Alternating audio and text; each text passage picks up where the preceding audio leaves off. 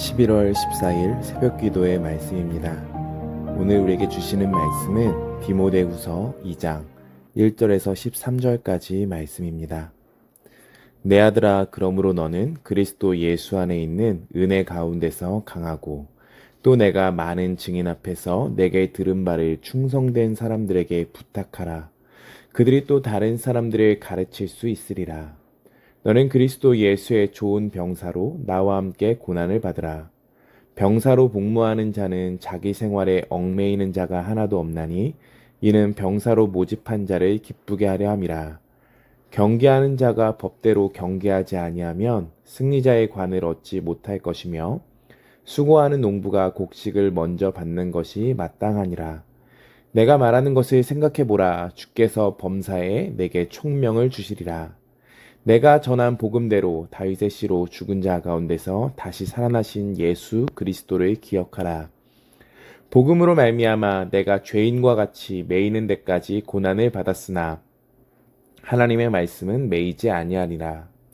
그러므로 내가 택한 받은 자들을 위하여 모든 것을 참음은 그들도 그리스도 예수 안에 있는 구원을 영원한 영광과 함께 받게 하려 함이라. 미쁘다 이 말이여, 우리가 주와 함께 죽었으면 또한 함께 살 것이요 참으면 또한 함께 왕노릇할 것이요 우리가 주를 부인하면 주도 우리를 부인하실 것이라. 우리는 미쁨이 없을지라도 주는 항상 미쁘시니 자기를 부인하실 수 없으시리라. 아멘. 오늘 본문도 1장에 이어서 반복하는 말씀이 나오는데 나와 함께 고난을 받으라 라는 것입니다. 그리스도인으로서 사는 삶. 참 이렇게 말하는 것이 어려운데요. 그 삶은 고난을 받는 삶입니다. 그러나 기쁨이 가득한 삶입니다. 아이를 키워보신 분은 아실 것입니다. 갓난 아이를 낳고 키운다라는 것이 얼마나 고생입니까? 잠도 못 자고 자유도 없지요.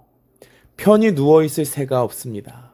아이가 울까봐, 아이가 아플까봐, 배고플까봐 신경 쓰고 집중하느라 정말 너무 힘이 듭니다. 아이를 돌보는데 해야 할 것이 너무 많습니다. 그런데 하나같이 하는 이야기가 무엇입니까?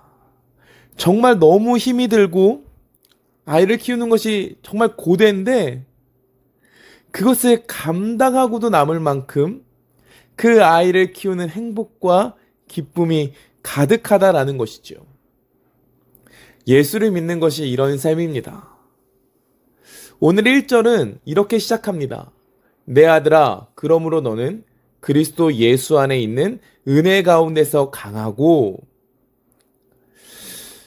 그리스도께서 우리를 그리스도인으로 살 수 있도록 강하게 하신다라고 하는데요. 이 강해지는 것은 오직 복음 안에서만, 은혜 안에서만 강해질 수 있다라고 말합니다. 우리는요, 그리고 또 주님의 교회는요, 은혜가 아닌 다른 방식으로 강해지려고 하는 시도를요, 멈춰야 합니다. 그리스도인은 은혜가 아닌 다른 것으로 강해질 수 없습니다. 그래서 우리가 기도해야 하는 것이요. 주님, 우리는 오직 주님 안에서만 강해질 수 있음을 믿습니다. 주님, 우리는 은혜가 필요합니다. 은혜를 부어주십시오. 은혜로 강하게 해주십시오. 우리는 이렇게 기도해야 하는 것입니다. 사단은요, 우리가 그리스도인으로 살 수 없도록 흔들어 놓습니다. 교회도 흔들어 놓습니다. 갈등을 일으키고 무력하게 만듭니다. 은혜를 구하지 않고 계속해서 현실을 바라보며 현실에 안주하도록 우리를 무너뜨립니다. 시험에 빠뜨립니다. 이것이 사단이 하는 일입니다. 사도 바울이 편지할 때 그 아시아에서, 그 에베소에서 벌어지고 있는 영적인 상황들이 그랬습니다. 다들 무기력에 빠져서 그 갈등에 지쳐서 교회를 떠나고 있었습니다. 이 교회에 필요한 것이 무엇입니까? 많은 헌금? 재정입니까? 많은 사람입니까? 아니요. 예수 그리스도의 은혜가 필요한 것입니다. 교회가요, 우리가요, 예수 그리스도 안에서 강하게 되려면 오늘 이제 사도 바울이 이야기하기를 먼저 지도자인 디모데가 은혜 안에서 강해야 한다고 말합니다. 그리고 디모데에게 또 말하기를 2절인데요. 그리고 또 내가 많은 증인 앞에서 내게 들은 바를 충성된 사람들에게 부탁하라 라고 합니다. 목회자가 바로 서고 또 함께 같이 세우는 교회의 동역자들이 함께 은혜를 나누고 서로 하나님의 말씀을 부탁하며 진리 안에서 또 주시는 은혜를 함께 나누며 함께 교회를 세워감이 필요하다라는 것입니다. 이것이 하나님께서 부탁하시는 일입니다. 모두가 이 일에 충성된 자가 되라라는 것입니다. 오늘 본문은요, 하나님의 일을 감당함에 있어서 세 가지 역할을 예로 들고 있습니다. 첫째는 병사입니다. 병사는 기본적으로 고난을 받은 자라고 이야기합니다. 그러면서 병사의 특징을 이야기하는데 자기 생활에 얽매이지 않은 자라고 말합니다. 그리고 자신을 모집한 자를 위해서 싸워야 하는 자라고 합니다. 자기 생활에 얽매이지 않는 자, 그것이 무엇입니까? 자기 생활에 집중하지 않는 것, 가정생활, 직장생활 이런 것들을 피하고 교회 생활에만 집중해라 이런 말 아닙니다. 예전에는 이런 것이 있었습니다. 교회 생활은 영적인 일이고 직장 생활은 세속적인 일이다. 이렇게 구분하는 것이 있었는데 전혀 아닙니다. 우리는 모든 상황 속에서 그리스도인으로 살아내야 하는 사람들입니다. 오늘 자기 생활에 얽매이지 않는 자가 무엇입니까? 이 말은요, 자기 중심적인 삶을 살아서는 안 되고요. 우리가 무슨 일을 하든지 우리를 불러주신 하나님의 말씀대로 해야 하고 그 불러주신 그 하나님의 영광을 위해서 살아가야 한다는 것입니다. 좋은 군사가 되어 예수님과 함께 고난을 받으라라는 것입니다. 예수님의 말씀대로요. 모든 자리에서 군사로 서서 맡은 역할, 즉 부르심과 사명을 감당해내라라고 말하는 것입니다. 두 번째로 경기하는 자입니다. 운동선수들의 이미지를 한번 생각해 보십시오. 승리를 얻기 위해서 최선을 다해서 연습합니다. 삶을 절제하고요, 힘을 씁니다. 그리고 오늘 본문에서 이야기하는 것은요, 규칙대로라는 것입니다. 본문은 법대로 경기해야 한다라고 말하는데요. 규칙을 벗어나면 실격을 당하죠. 오늘 이 경기하는 자의 이미지는요, 이런 겁니다. 하나님께서 주신 말씀을 기준으로 삼고 그것을 따름으로 고난을 당하라. 최선을 다해서 살아내라. 라는 말씀을 동일하게 주는 것입니다. 세 번째는 농부입니다. 농부는 어떤 사람입니까? 씨를 심고 추수할 때까지 기다리는 자입니다. 하나님이 주신 열매를 맺기 위해 오래 참고 기다려야 한다는 것을 말합니다. 이 모든 이 예시들은요, 그리스도인들이 복음의 사역을 감당할 때 기억할 것을 보여주는 이미지입니다. 최선을 다해서 살아내라. 그런데요, 이런 이야기죠. 최선을 다해서 살아내도 그 결과가 바로바로 나타나지 않을 수 있다는 것을 기억하라는 겁니다. 우리가 결국에는 추수할 때, 우리는 결국에 그 마지막 하나님 앞에 서서 결산할 때 모든 사역의 결과를 보게 될 것입니다. 지금 당장은 아닐 수 있지만 그렇기에 우리는 그것들을 소망하며 하나님 나라를 꿈꾸며 이 땅에서는 부르심을 따라 행하는 겁니다. 고생스럽고 수고로울 수 있습니다. 자기 생활, 자기 유익을 위한 그런 생활들을 버려야 하는 것이요, 어려울 수 있습니다.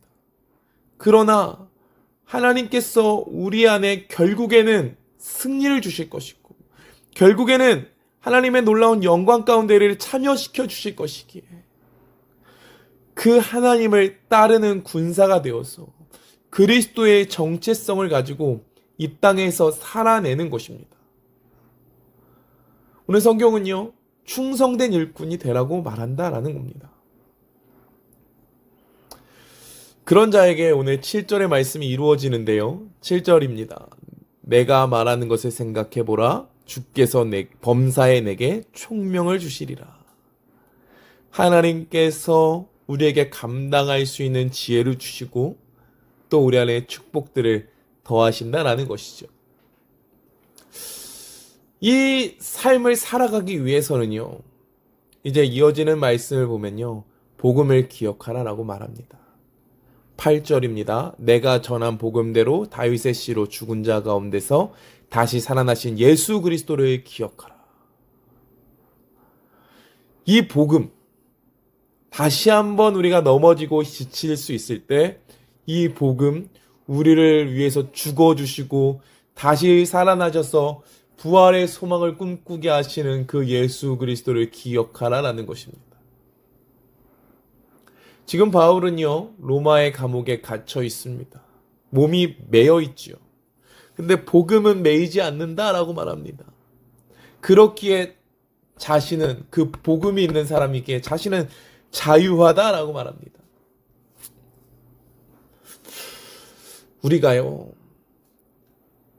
힘들고 고통스러울 수 있지만 부르신 분을 기쁘시게 하는 것, 우리에게 말할 수 없는 그분의 은혜가 있음을 고백하는 것, 그리고 상급받을 때가 우리에게 다가오고 있다는 것을 믿을 수 있다면 우리는 살아갈 수 있습니다. 우리는 복음 안에서 자유자이기 때문입니다. 오늘 본문을 마무리하면서요, 이제 이어지는 본문 4가지의 조건절을 보면서 말씀을 마무리하겠습니다. 11절에 미쁘다 이 말이여 라고 하면서 이야기하는 것들입니다. 첫째로 주와 함께 죽으면 주와 함께 살 것이다 라고 합니다. 우리가 죽을 때 우리는 다시 살아남을 경험할 것입니다. 두 번째로 우리가 고난을 참으면 그리스도와 함께 왕노릇할 것이다 라고 합니다. 지금의 현실이 고난이지만 그것을 참고 인내하며 걸어갈 때 우리는 그분과 함께 서서 그분이 주시는 아름다운 영생 안에서 행복한 삶을 누리게 될 것입니다. 세 번째로 우리가 주를 부인하면 주도 우리를 부인하실 것이다 라고 합니다. 참 갑자기 두려운 마음이 드시죠. 근데 4번째가 중요합니다. 이 4번째가 조금 이상한데요. 이렇게 말해요. 우리는 미쁨이 없을지라도 주는 항상 미쁘시니 자기를 부인하실 수 없으시리라. 세 번째가 주를 부인하면 주님도 우리를 부인하실 것이다 라는 말씀이 나왔기에 4번째도 이런 이유가 되어야 되죠. 미쁨이 없을지라도. 미쁨이란 믿음직함, 이런 것입니다. 믿음직한 어떠한 태도가 우리에게 없다 할지라도 이제 이어지는 말은 없으면 우리를 믿지 않고 버리신다거나 하는 말이 나와야 되는데 우리가 미쁨이 없다 할지라도 그는 미쁘시니 그가 우리를 부인하지 않으신다라고 말합니다. 우리는 미쁨이 없는데, 우리는 믿음직하지 않은데, 우리는 불성실한데 주님은 믿음을 안 하고 그분은 성실하시다라고 합니다. 그분의 은혜가 계속 된다라는 것입니다.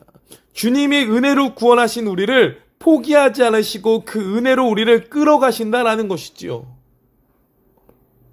이것을 기억해야 합니다. 우리가 그리스도인으로 살아가면서 수도 없이 넘어질 겁니다. 사단이 계속 우리를 공격하기에 우리는 쓰러질 것입니다. 우리는 이 땅의 현실에 발을 붙이고 살아가기에 현실에 치우치다 보면 또 넘어지고 우리의 정체성을 잃어버릴 수 있습니다. 그런데 그렇게 믿음직하지 못한 우리 안에 미쁨이 없을지라도 주는 항상 미쁘시니 자기를 부인할 수 없으시리라라고 하시는 그분의 은혜가 있다면, 그분의 은혜가 계속된다면 오늘 1절처럼 우리는 그 은혜로 강하여질 것이고 우리는 다시 일어나 그 길을 걸어갈 수 있다라는 것입니다. 우리의 힘으로가 아니라 그 걷는 것마저도 그분의 성실하심으로 걸어가는 것입니다. 주님의 도우심 안에서, 이 놀라운 은혜 안에서, 이 사랑 안에서 주님이 원하시는 그 사명을 감당해내시는 우리 태국교회, 태국한인교회 성도님들 되어지시기를 간절히 소망합니다. 기도하겠습니다. 하나님 사랑합니다. 하나님 감사합니다. 하나님, 우리는 연약합니다. 우리는 미쁨이 없습니다. 하나님, 우리는 쓰러집니다. 우리는 넘어집니다. 그러나 우리를 여전히 일으켜주시는, 우리에게 여전히 은혜를 더하시는 주님이 있기에 우리는 그분으로 다시 한번 강하여져서 달려갑니다. 하나님, 우리가 주님의 은혜를 더욱더 구하게 하시고 주님의 그 십자가의 은혜를 기억하게 하시고 그리하여서 항상 충성된 자로 설 수 있도록 우리를 도와주시옵소서. 이 일을 감당하며 살아갈 수 있도록 지혜를 주시고 총명을 주시고 넘치는 은혜를 더하여 주십시오. 오늘 하루도 그 은혜 안에서 살아내는 하루가 되게 하시고 주님 보시기에 아름다운 하루가 되는 오늘이 되게 하여 주시옵소서. 주님, 우리의 간구와 소원이 있사오니 하나님도 응답하여 주시고 우리에게 성실하심을 또 드러내 주시옵소서. 함께 하심을 믿사오며 감사드리며 예수님의 이름으로 기도합니다. 아멘.